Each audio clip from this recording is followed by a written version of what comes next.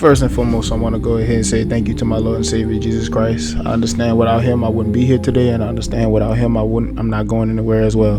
With that being said, let's get into the video. Yo, what it is, ETO gang, it's your boy ETO Troy back in the car with another one, and today we got Once in a Lifetime Argentina episode 1, Land of Silver. Hey, shout out to the person that went ahead and recommended this video for me to go ahead and react to. They said that nobody else has reacted to this video yet, which is kind of surprising, seeing that there are millions of people on the platform of YouTube, and this video actually got a good bit of views in a short amount of time, so I'm actually surprised that nobody reacted to it. But hey, look, I'll take what I can get. That might have been somebody that did react to it. Either way the cut go, I'm glad that I'm reacting to it. Put it like that. But yeah, shout out to that person that went ahead and recommended this video, and shout out to everybody that go ahead and engage with the channel. Y'all already know what it means to me whenever y'all go ahead and engage with the channel. Thank y'all, thank y'all, thank y'all. Can't say thank y'all enough. It means more than y'all know. Big confidence boost whenever it comes to doing YouTube, man, and loving it. Grabbing some subscribers, a lot of subscribers. They've been picking up as time been going on this past last month or so, man, and I really appreciate y'all, man. We on the road 300 subscribers right now, man, and we at what is 251 right now? No, 253, I think. Man, make sure that y'all go ahead and hit that like button, hit that subscribe button, and make sure that y'all go ahead and leave a comment down below for your boy. Y'all already know that I be asking hella questions whenever it comes to this soccer stuff, because I'm still learning. But with that being said, I am about to go ahead and get that Messi jersey. I think I'm gonna go ahead and get the teal one, because somebody told me to just go ahead and get the one that it is that I like, and I think that teal one is the one that I want for real. Got more soccer reactions coming. Hey, look, y'all gotta be patient with me. I ain't gonna lie to y'all. Thank y'all a million times for all of the recommendations that it is that y'all giving me, for real. It's a lot to catch up on, but I love it. Keep them coming. But with that being said, let's go ahead and get into the video. Are you filming that? This is now the craziest video I've ever made. It's been 12 hours. Are you filming that? Argentina is always.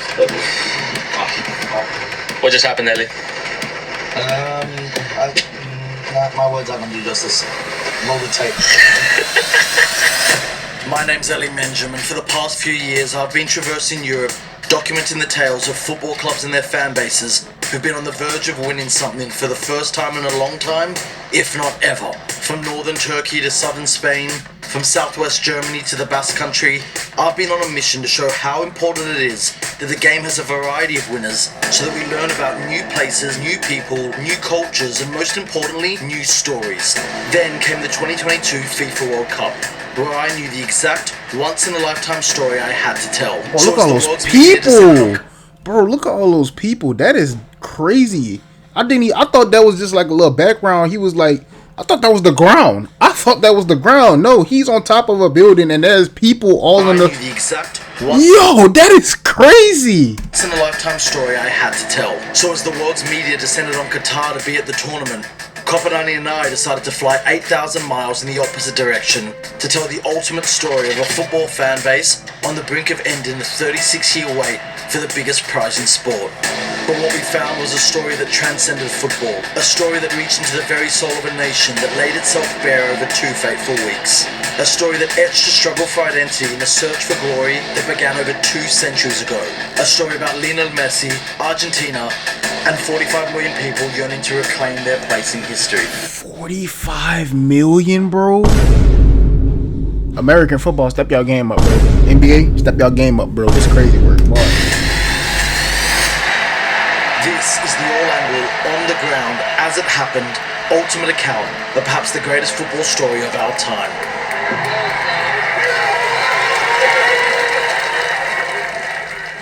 This is Once in a Lifetime. Okay. I want to start at the beginning of all this. We're good to go? Yep. We're good? Okay. What's in a name? Argentina. Why is this country called Argentina?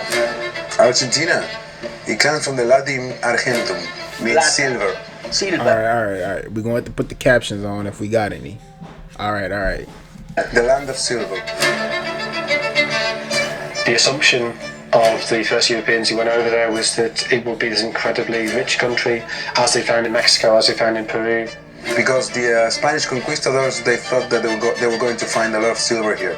And your Mexican period had led to enormous amounts of gold being shipped across the Atlantic. It leads to incredible inflation in Europe. In fact, they named the river as the River Plate. Plate is another word for silver. Plata. Yeah. Plata silver. Did they find lots of plata? What did they find? Nothing. The name itself is a myth. Empty land, a few natives. Well, the indigenous people, we know why they're not there because there's a genocide. I mean, that's the only word for it. They were slaughtered. Nothing here resembles silver. Look the other way around. Since its beginnings, Argentina's been obsessed with unattainable fortunes. We think we're in the land of silver, but we're in the land of corrugated cardboard. Argentina has this, people often say, the delusion of grandeur. I am not a sociologist. I cannot explain where this is coming from, but I think there's a sense of entitlement which is not warranted. But for all its false promises, there was one period where the country lived up to its lofty expectations. You go back nearly about a century or so. You want to put a date? 1880 until 1930. It was one of the wealthiest countries in the world. The Argentine, now known as one of the richest countries in the world. The international economic situation was very favorable for Argentina. GDP was on a par with Australia and many of the New World countries. Argentina. Argentina had all the comparative advantages to develop, which was like this. We have something to offer to the world. You know, it's got huge amounts of farmland. With the new refrigeration technology, a century ago we're talking about, they were able to export beef to the European market, the North American market. Today, the Argentine exports more cattle and hides than any other country in the world. It wasn't just beef, I would say it was also agriculture. I mean, basically, like, we have incredibly fertile land. Like, all of the Pampa Húmedo, which covers, like, quite a lot of, like, central Buenos Aires and around Santa Fe, have perfect conditions for agriculture. We were feeding the world, practically. And that made Argentina a remarkably wealthy country. I mean, there's communications between the British and US governments saying, you know, Argentina really is the common place, and maybe we should think of sort of nudging Canada aside and putting Argentina in Canada's place. Because Argentina is a very attractive destination. And Okay, so I'm gonna take a pause right there. I'm not gonna lie, Argentina seemed like a real good place to go ahead and visit, and I actually one of my biggest dreams to go ahead and do is I want to get to a place to where I can literally travel and like go anywhere that it is that I want to go at any point in time. And yeah, it might be a little while before I can do that, or who knows, it might be very soon, but you'll let God decide that. It's all up to God when it comes to that. But real talk, this seems like a real good place to visit, and I wouldn't mind doing this at some point once I get my knowledge of soccer up and everything like that, traveling the world, going to see these different places and whatnot like that, and like going to soccer games, World Cups, stuff like that. so with such abundant wealth came those in search of it.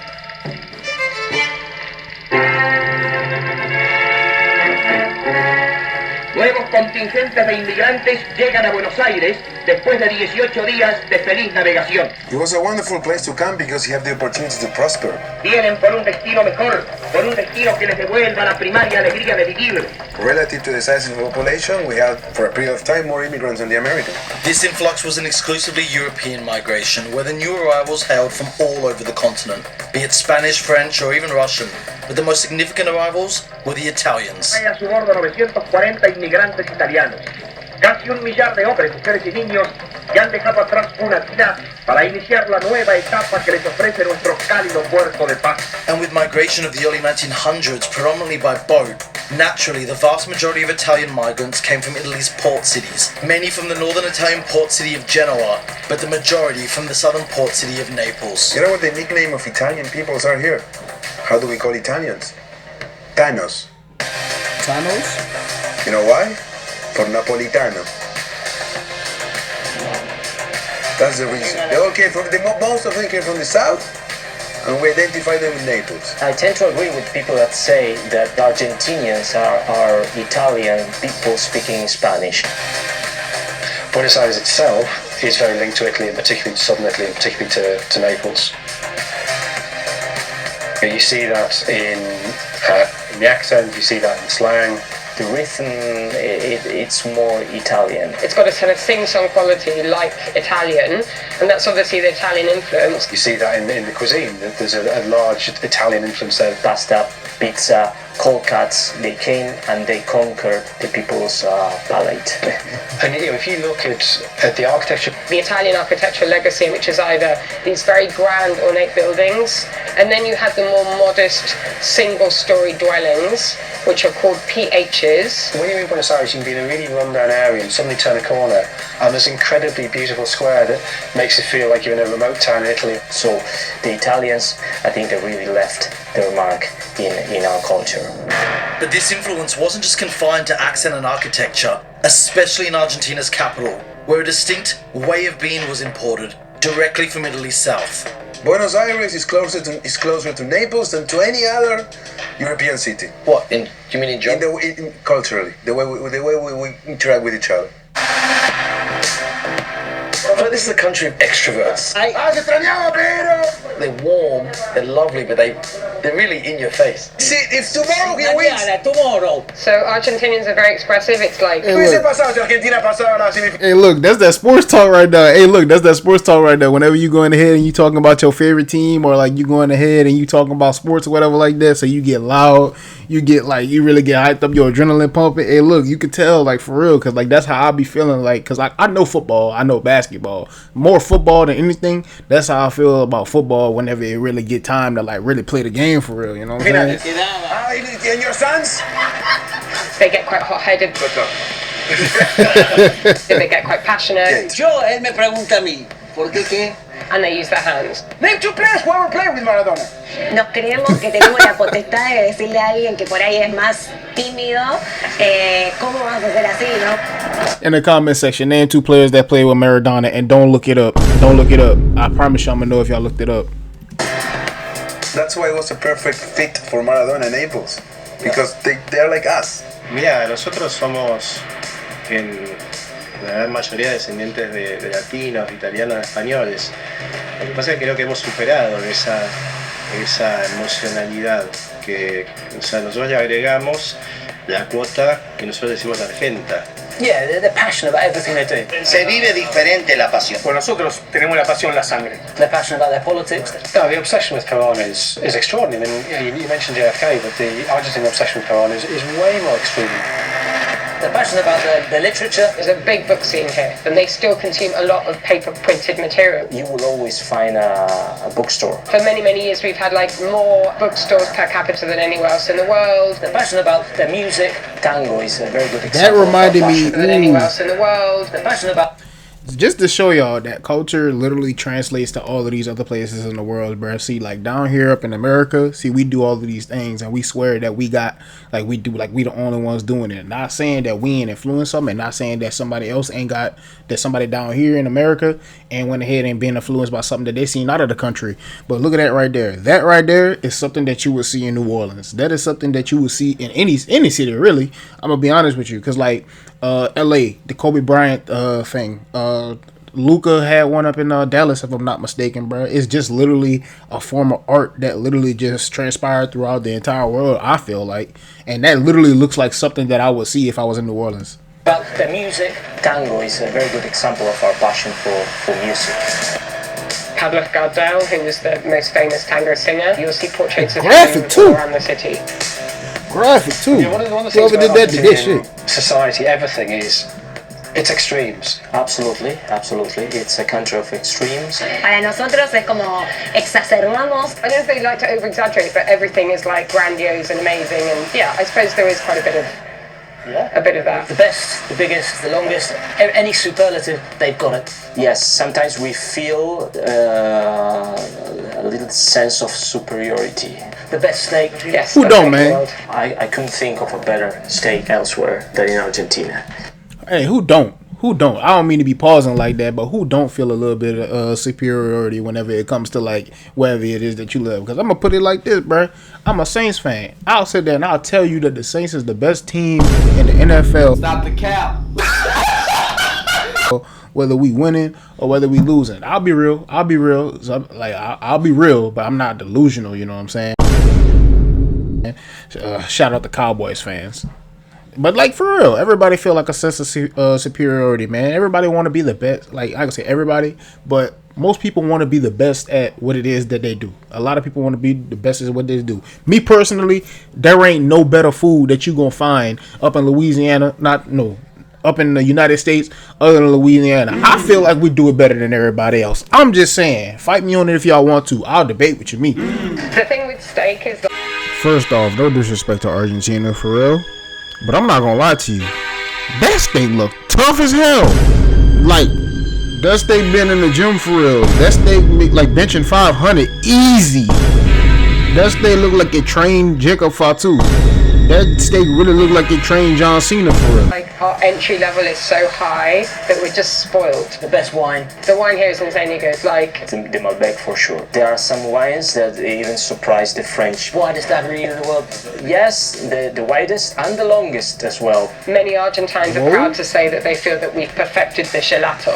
Yeah, it's a very, very passionate place. So how does an Argentinian commit? He jumps from his ego. I think we got best ice cream. tough. Better than the Italians. Yes, better than the Italians. The Italians. No. That's how big y'all ego is? Best ice cream is not. Yes, it really is. You see, in Argentina, passion isn't so much a hobby as a way of life. Best summed up in one of the country's most iconic films. ¿Te das cuenta, Benjamín? El tipo puede cambiar de todo. De cara, de casa, de familia, de novia, de religión, de Dios. Pero hay una cosa que no puede cambiar, Benjamín. No puede cambiar de pasión. And whilst everything and anything Argentinians care about is met with heightened levels of passion and adoration. Bro, is that the God? Is that picture of God touching I can't remember. But they put Messi in there. Nah, I ain't gonna lie. That's a little bit OD. It's a little bit OD. But hey, look, I mess with it though. There is one subject the country's most passionate about. En el mundo es el país donde se vive el fútbol de una forma más pasional y popular. You couldn't have Argentina without football. I think in a way it's just become part of its psyche. It's like elemental being. Nosotros nos definimos y muchas veces analizamos nuestra vida en función del fútbol. And football is Argentina. El fútbol es lo que más se mueve en la Argentina. Depositamos en el fútbol nuestra alegría cotidianamente. El país vive fútbol. Un nene nace al año y ya se le da una pelota. Es el país del fútbol. But then let me ask you, why Argentina? Why do you think Argentina got so? You've got other sports where football is the be all and end all. It's like water here. It's just omnipresent. Like water is crazy. Primero el deporte. That's how I feel about American football. Y segundo la pasión que representa ese deporte. Porque justamente lo que genera el fútbol en la gente. Crying, love, tears. No lo genera el resto de los deportes. You swear you're out there. As passionate as Argentina, it only makes sense that they made the most passionate and emotional game theirs. It's a relationship between Argentinian idiosyncrasy and the nature of football. I don't know what that word means. I'll keep it a bang. I never heard that one before. Idiocracy. A society or group that is controlled by or consists of people of low intelligence. This has been Learning with ETO. If Argentina comes out through football. Argentinian mentality and culture and the dynamics of football. That is like a perfect match. Think about it like this. Football is a low-scoring game.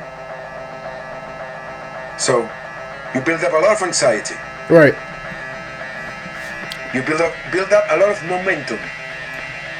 And when the actual moment arrives, go crazy. The goal? Go crazy. I already knew it. Right. See, that's what I be talking about, bro. Like, whenever I said that I've tried to watch soccer, like years back, bro, and I just couldn't watch it because it was like, and I ain't gonna lie, I got anxious because I was like, bro, I'm waiting for something to happen. I want somebody to go ahead and try to score. I want to see the goalie stop him from scoring. I want to see this and I want to see that. And it went for so long without me actually seeing it happen.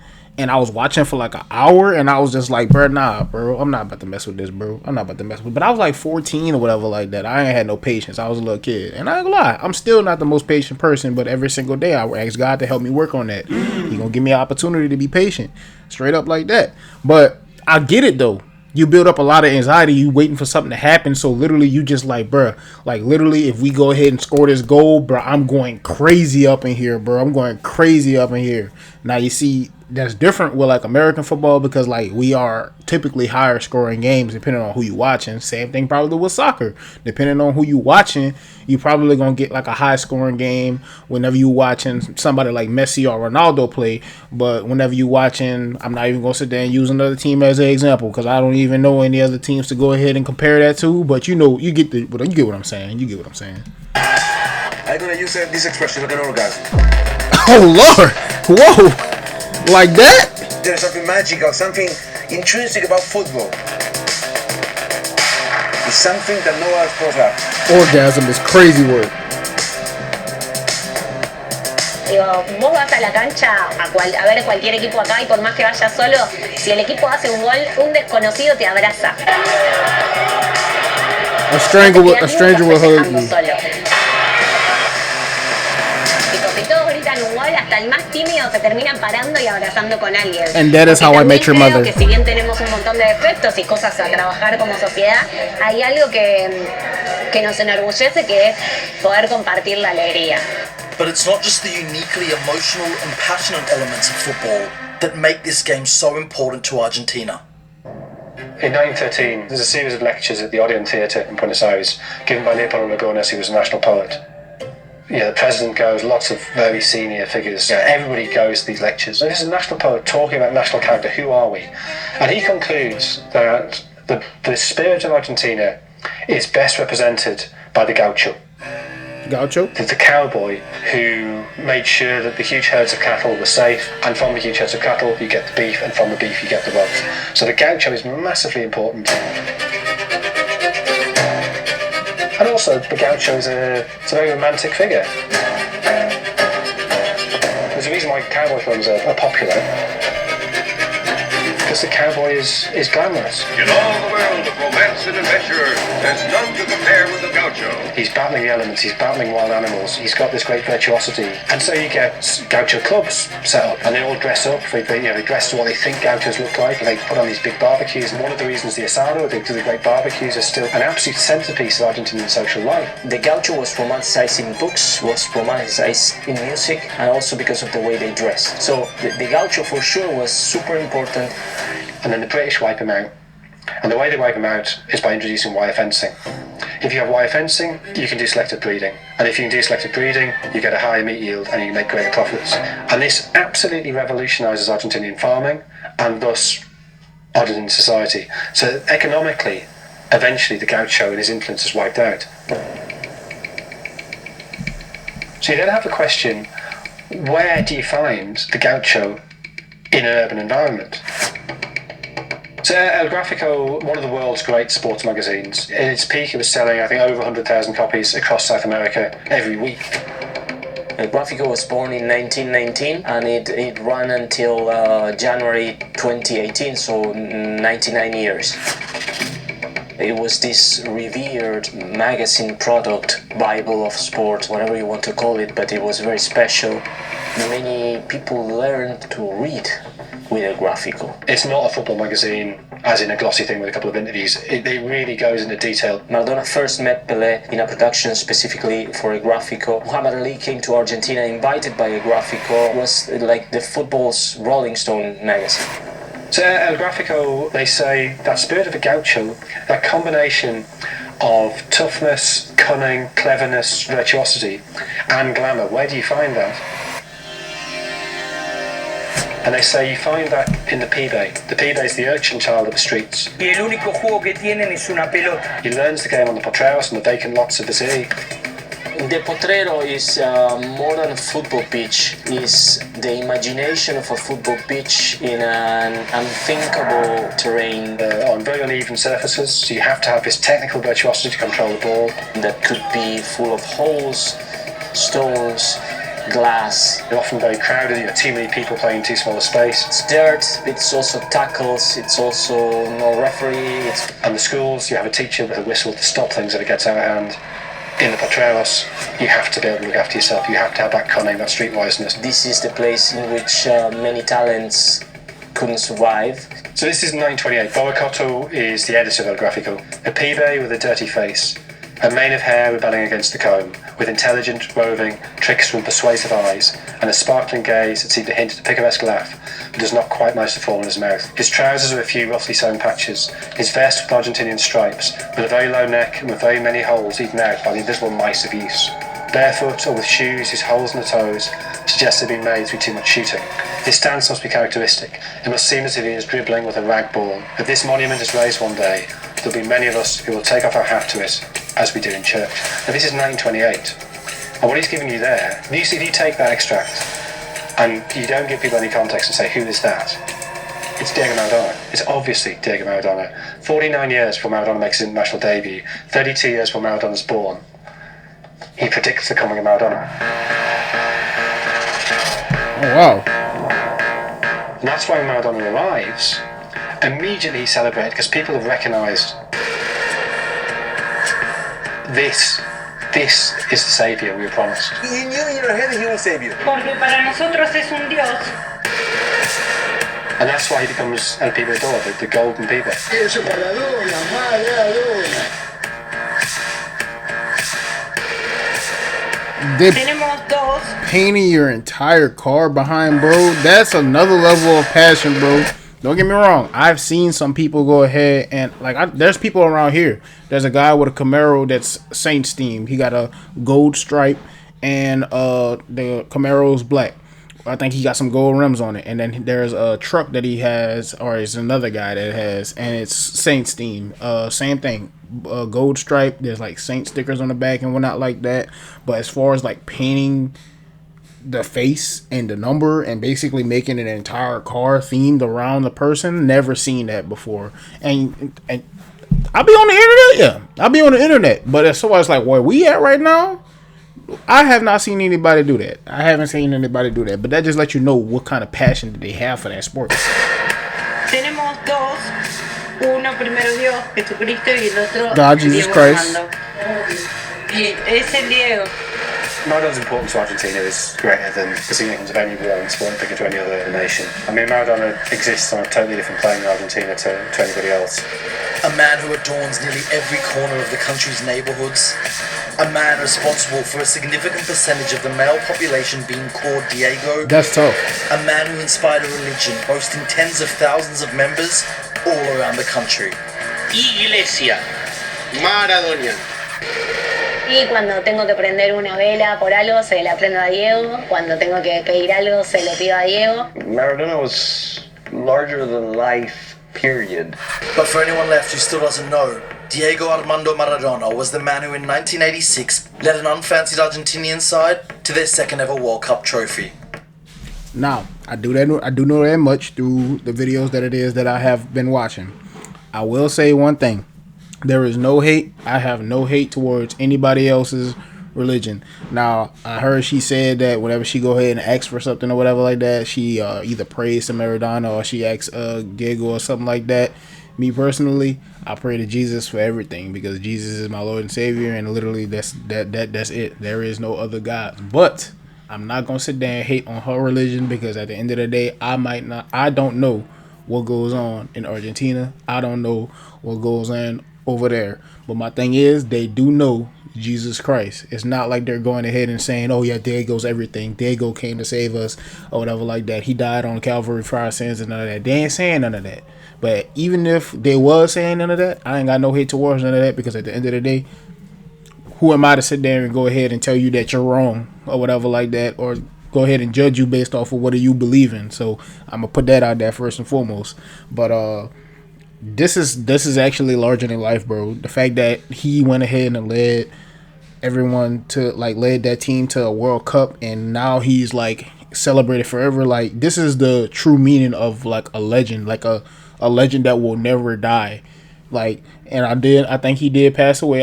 He did pass away, but this dude's name will forever live on. Like, what is, I don't know what percentage they said of the population being named Diego just because of him, bro. That is larger than life. That is really larger than life. That just lets you know how, I can't say it enough. That's an amazing amount of passion right there, bro. Like, I know crazy football fans, but like, this is another level of passion right here, and you just gotta tip your hat to it. You really do. No one saw that he was going to put such an individual performance that a team that just a few days before the World Cup was performing very poorly and no one has any hopes about it will transform it into a winning team. It's a single moment, it's a single World Cup where like one player has grabbed the tournament by the scruff of the neck and won it. That's only happened once in the history of the game, of the World Cup. That was the magic of Maradona. All of which led to nationwide scenes and emotions the country had never experienced. It's the greatest day in Argentine football history. Like, nothing's even close. Wow. No podías caminar. Si se explotaba de gente. You look at the celebrations after the final, and it's extraordinary. It's millions of people on the street, these mass celebrations. People were like moving cars. We're so happy they were moving cars, literally. And as far as you can see, it's people, Wow. blue and white shirts everywhere. I think winning that World Cup was almost as big as getting democracy back in '83. And whilst yes, Argentina had won one other World Cup in 1978, that was won during a time the country were under a despised military dictatorship. It was a fantastic victory, the 1978 World Cup, but there was always a dark cloud because of the military rulers of the time. And so over time, it was that 1986 win that became a unique symbol of Argentine utopia. That thing that surrounds, that World Cup, that mythology, it will never be, it cannot be replicated. And whilst Argentinians fondly remember every moment of that tournament, there's one particular game from Mexico '86 that's remembered most fondly. No, Maradona le hizo los goles a England, ese es el tema, los goles a England, ese es el, that is the question. Now there are many reasons why this match means so much to Argentina. Firstly, off the pitch. Pero quiero aclarar algo, lo del 86 también tiene que ver, no te olvides que fue 4 años después de la guerra de Malvinas. On a day, May the 4th, 1982, that brought the reality of war into Britain's dispute with Argentina over the Falkland Islands. Es absurdo, pero fue como una revancha contra Inglaterra por haber perdido la guerra de Malvinas. Then there's that game's meaning on the pitch, where Maradona scored both of Argentina's goals. The first being one of the game's most controversial. De mano de Dios, hand of good, uno con trampa, con la mano, que entonces, es decir, ahora lo jodimos nosotros a los ingleses. So they say he used his It hand? was his second goal. What was the second goal?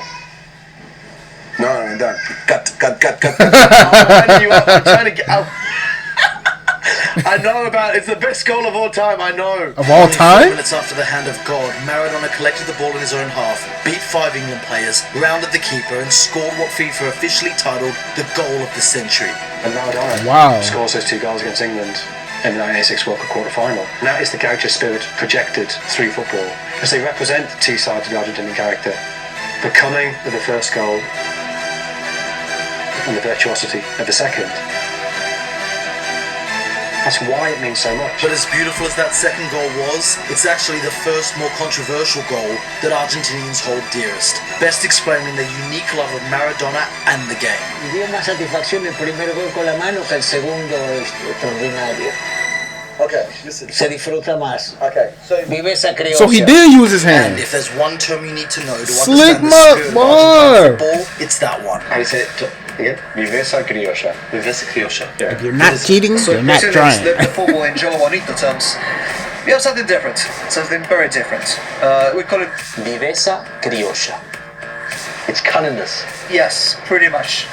Cunning would be a very polite, nice way to describe Viveza criolla. Being smart enough to find a way through stuff, but also a little bit, doing something a little bit illegal. Because it means both cleverness, streetwiseness, You know what we call that in America? You know what we call, like, y'all sitting over there saying, like, oh, y'all would call it cunning and everything like that. I call that a slick bastard. He a slick bastard that went ahead and did that shit, and I ain't gonna lie to you.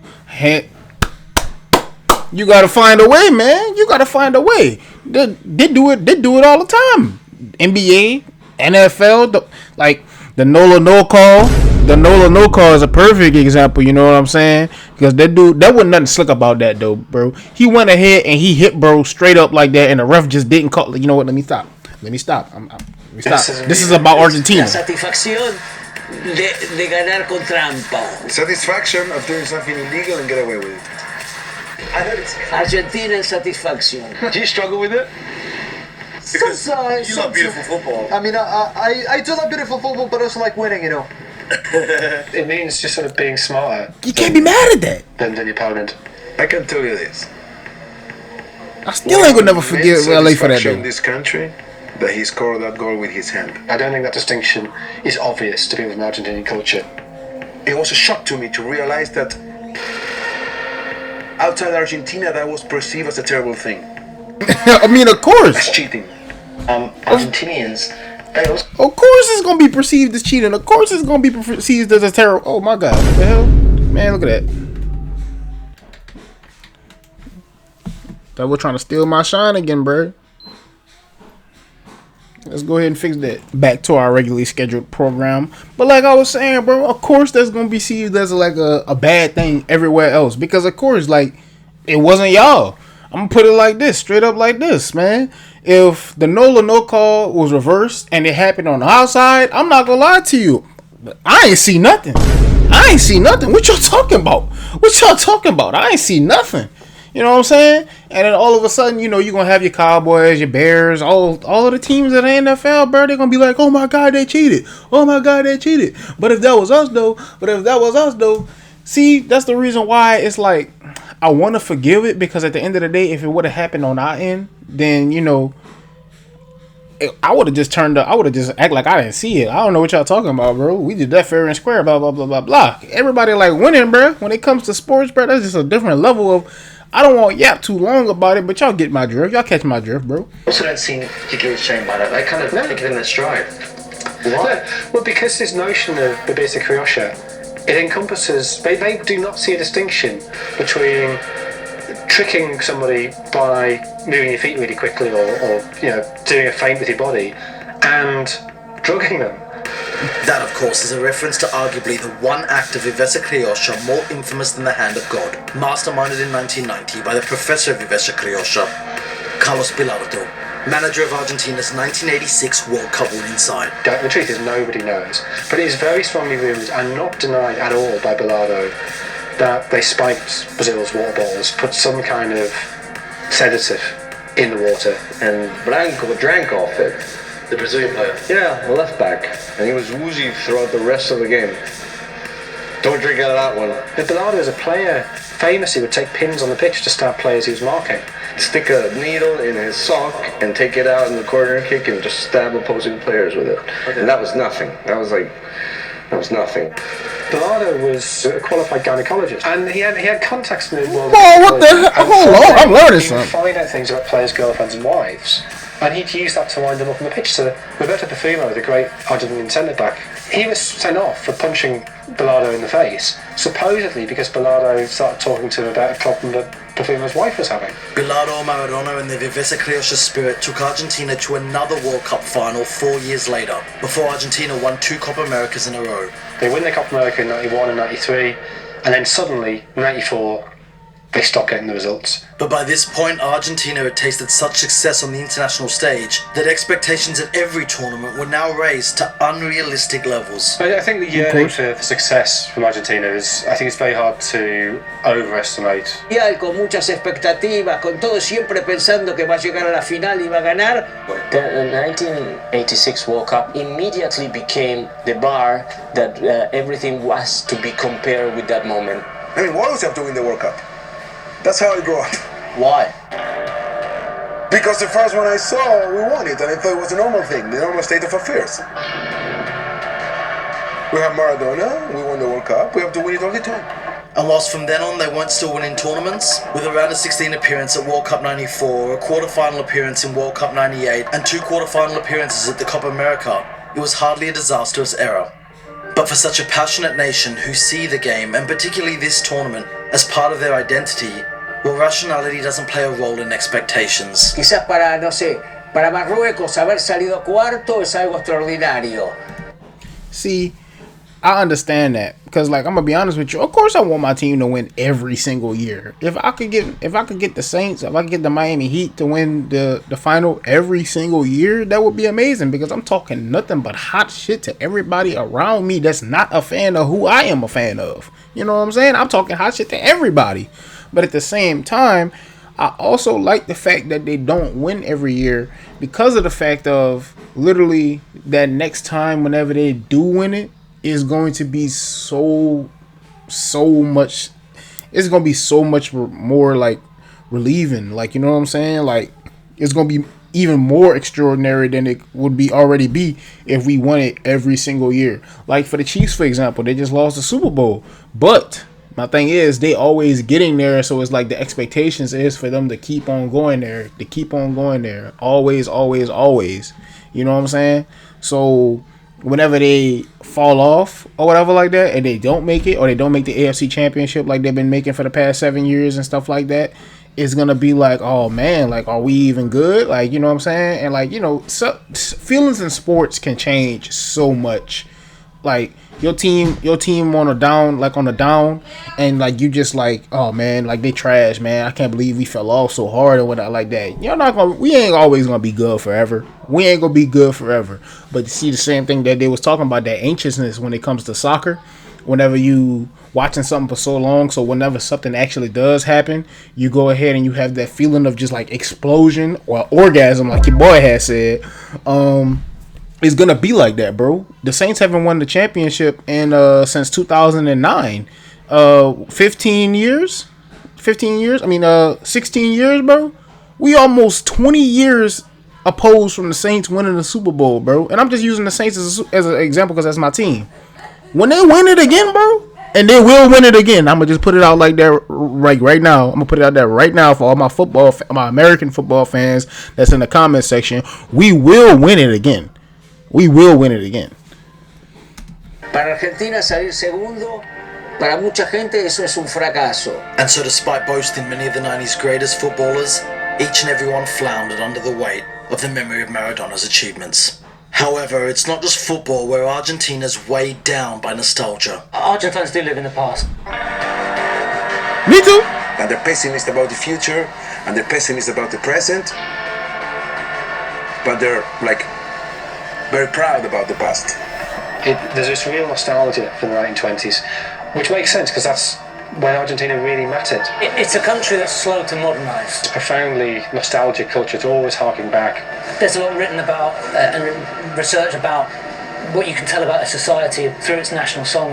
And the tango, of course, is this very passionate dance, but it's also a very nostalgic dance.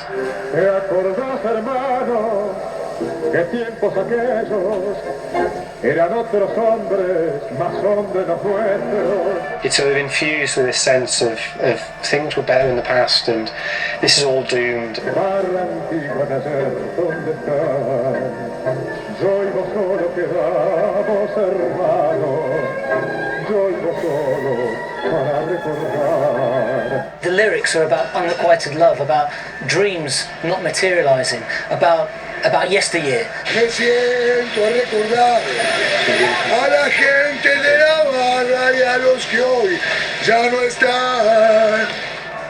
And that tells a lot about Argentine society as well. Qué buenos tiempos aquellos.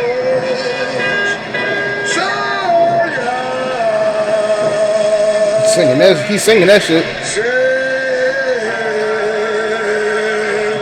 You look at the architecture. The architecture of Buenos Aires, all the good stuff was done in the beginning of the 20th century, or late 19th century. The way the waiters dress. They wear the white shirts, black bow ties, black aprons. It's harking back to how waiters were dressed in the 1920s. But you look at some of the buses, like It's artistry that belongs to the 50s. You know, walking around the city, you'll see it from old-fashioned stores to bars. Anywhere in Argentina, you're going to get this, but they're like kind of little snapshots and postcards of the past. I mean, we're doing this interview in a bar that basically hasn't changed its decor since the 1960s, so, you know, you're already in a time warp. Well, you tend to idolize the past, you know? Memory is a tricky thing. In a nation or in a country where truly, back in the days, at least materially speaking, things were better, that natural tendency to glorify the past, it becomes magnified. And there's a reason it's so magnified in Argentina, as its power and prestige of the 20th century is anything but in the 21st century. We are very far away from the glory years of the beginning of last century. Now there is beyond 55% of poverty in Argentina. Argentina is now more synonymous with economic crises and crashes than a prosperous new world country. It's gotten to the point where a lot of people are deciding that the only thing they can do is just go away, leave the country. Argentina era un país que recibía a la gente de todas partes del mundo, ahora los está expulsando. The Argentine nation could have been much more than it is, than That it's become. sucks, There's all the question about what happened, where did it go wrong? Corruption, political institutions, the culture of the people. There are lots of reasons. Partly the repercussions of the Wall Street crash in 1929. The reasons range from political instability. And of course, post-1930, the history of Argentina has been coup after coup after coup after coup. Sociological reasons. Porque acá se piensa que todo, si haces las cosas legal, sos un boludo. From political projects. The majority of the rest of the wealthy world, at least, signs up to GATT, the General Agreement on Tariffs and Trades, which facilitated international trade. And Argentina remain aloof from that. They don't sign up. Simple answer. Tell me your answer. Okay. What changes this? The model that we have for development, for economic development, we actually have a name for it. El modelo agroexportador. América Latina se reacomoda en el nuevo mercado mundial y Argentina se incorpora como una de las principales productoras de alimentos y materias primas. La reorientación genera un nuevo patrón económico, el modelo agroexportador. It stopped being useful because international situation changed. It became about industrialization. It was no longer about exporting commodities. The relative prices of what we have to offer went down, and our main market disappeared. So all those things combined, that was the problem. And if you want to read a couple of books about it, I can recommend it to you. No problem. And so where does an extremely proud and passionate nation, who was once a dominant global force, look to find a similar sense of importance in the world? The world game, of course. I think Argentina is unique in the way it celebrates football, and particularly the World Cup, because the World Cup is how Argentina expresses itself to the world. Creo que ahí en el fútbol es donde nos sentimos potencia en general. Argentina se siente potencia en el mundo a través del fútbol. So the thing with the World Cup for Argentina is it's not just about football, just being the best at football, it's about being the best at something. That is how they show their worth, or how they validate themselves, particularly to a European audience. See, I wanted to wait till, we got 2 minutes left. I can wait to say this. So while we might not dominate anymore, on several fields, especially the industry, we can actually say that football is the one thing where we can still be the very, very, very best. There is reality, an objective reality, and then there is perception. Every nation perceives itself in some way. We perceive ourselves as really, really good. And the only time that reality and perception match is when we play football. And then came the 2002 World Cup in Japan, South Korea, which played out just as the country fell to a new low. Oh man, what the fuck, bro? Huge numbers of people lost huge amounts of money. The country was ravaged. The economy is just devastated because they can't pay their debt. Mired in a $93 billion debt to the IMF, demonstrations, riots, and general chaos sent the country into near societal collapse. The only glimmer of light being their best national team in decades, who under coach Marcelo Bielsa went to the tournament filled with optimism. In 2002, they qualified brilliantly under Bielsa. in such a great form. Qualifying, they destroy everybody. A lot of unbeaten games. Yeah, they're favourites. They're definitely favourites. And then, for the first time in 40 years, Argentina crashed at the group stage. Argentina's best World Cup hope in decades fell at the first hurdle. And so that mythological Argentine utopia of '86 felt further away than ever. And with its economy, government, and streets in tatters, it really felt like it was never coming back. However, little did they know, another Pibe had emerged. That's crazy. That was a great video. Next time on Once in a Lifetime. Needed something to celebrate, something to believe, something to be hopeful about. Yet one game in, it already looked doomed. I ain't gonna watch it. We're gonna get into it on the next one because I'm definitely gonna watch the next one. But what I was waiting to say is, bro, this really makes me understand why soccer is so global, and so why there is such a passion.